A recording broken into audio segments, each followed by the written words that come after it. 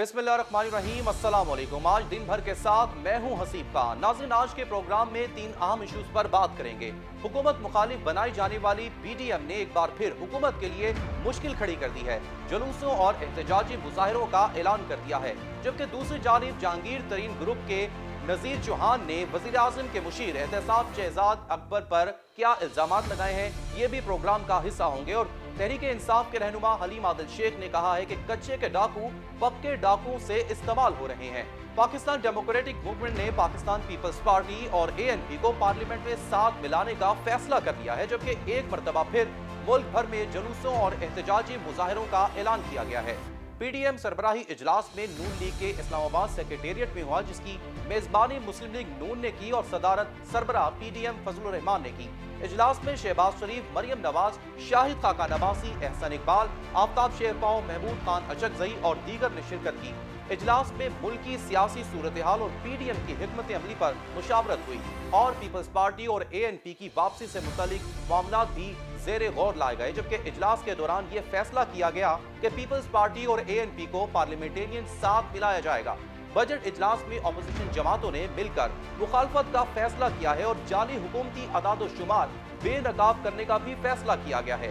दूसरी जानिब मौलाना फजलुर रहमान ने कहा है कि बड़े एहतजाजी जलसों और आवाम से राब्तों का प्लान बना लिया गया है, जबकि 4 जुलाई को सवात में एहतजाजी मुजाहरा किया जाएगा और 29 जुलाई को कराची में बड़ा जलसा होगा।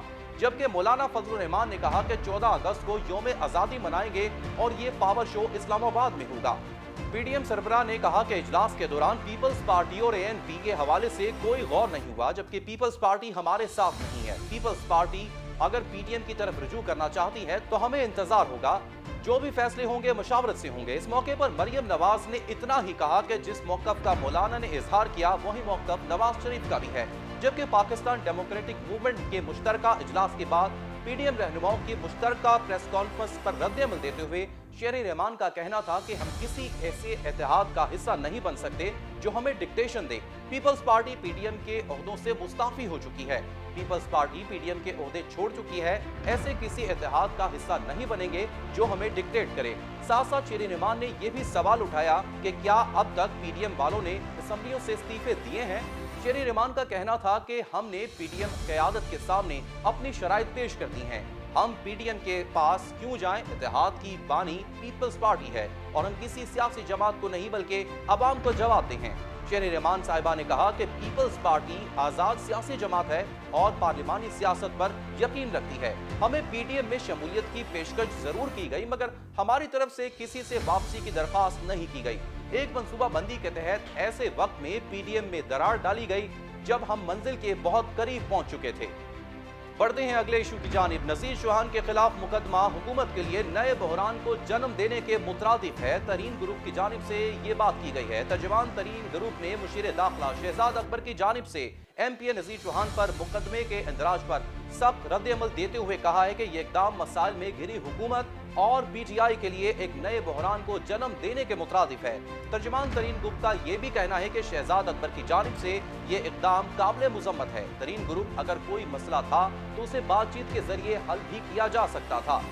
जहांगीर तरीन तर्जुमान के मुताबिक ये इंतहाई इक़दाम है जिसने तहरीक इंसाफ की जानिब से तनाज़ात और मसाइल को बातचीत के जरिए हल करने की अमली कोशिशों को नाकाबिले तलाफी नुकसान पहुँचाया है। शहजाद अकबर फौरी दरख्वास्त दी, जिस मुकदमे में 153, 179, 258 जबकि 506 की दफात के तहत ये मुकदमा दर्ज किया गया। दरख्वास्त में मौक़िफ़ अपनाया गया है कि नज़ीर चौहान ने टीवी प्रोग्राम में मेरे खिलाफ बेबुनियाद इल्जामात लगाए, जबकि इस मामले पर वफाकी वज़ीर फवाद चौधरी ने ट्वीट करते हुए कहा है कि मजहबी कार्ड को अपने मकासद के लिए इस्तेमाल करना काबिल मुज़म्मत है। लाहौर पुलिस को नज़ीर चौहान के खिलाफ सख्त कार्रवाई करनी चाहिए। शहजाद अकबर अपना काम बेहतर अंदाज में कर रहे हैं। और अब कुछ बात करेंगे कच्चे के इलाके में जारी ऑपरेशन के हवाले से, जिसे कुछ रोज के लिए रोक दिया गया है। वजह यह बताई गई है कि जदीद असलहा और मशीनरी नहीं है, जिसकी वजह से सिक्योरिटी फोर्सेस को अभी तक कोई खास कामयाबी हासिल नहीं हो सकी है। जबकि हलीम आदिल शेख ने कहा है कि सिंध में कच्चे के डाकू पक्के डाकू से इस्तेमाल हो रहे हैं। तहरीक इंसाफ के रहनुमा और opposition leader Sindh assembly Haleem Adil Sheikh का कहना है कि सिंध हुकूमत ने डाकू राज का मसला पानी के मसले में बहाने की कोशिश की है। पीपल्स पार्टी अपनी हुकूमत बचाने के लिए नेशनल सिक्योरिटी रिस्क बन चुकी है।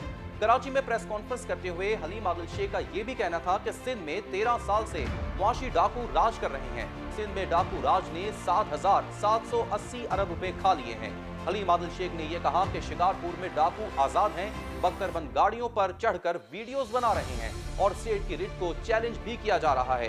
ये कच्चे के डाकू तो बेचारे हैं जो पक्के डाकू से इस्तेमाल हो रहे हैं। पक्के के डाकू कराची के बंगलों में रहते हैं।